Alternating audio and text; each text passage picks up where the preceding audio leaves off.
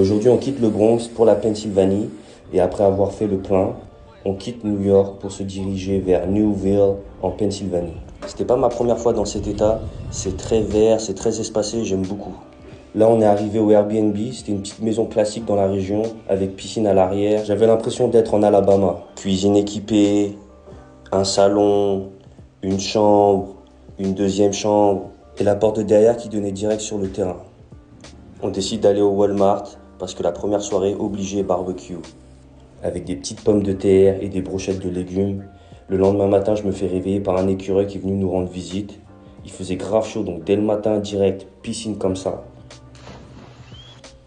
Là, vers 1h, on décide de faire un petit barbecue pour récupérer des forces avant de retourner dans la piscine encore.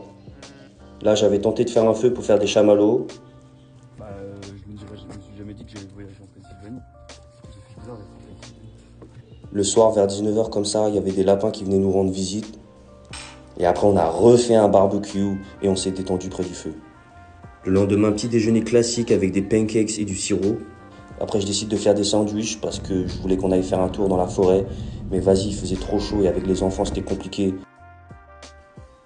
Sur le retour, j'ai découvert qu'on était sur le terrain des Amish.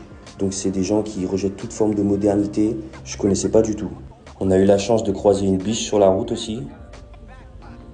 Dernière soirée, on s'est détendu vers la piscine. On est parti voir la vache. Le lendemain, petit mot dans le cahier. Après avoir fait le plein, c'est parti.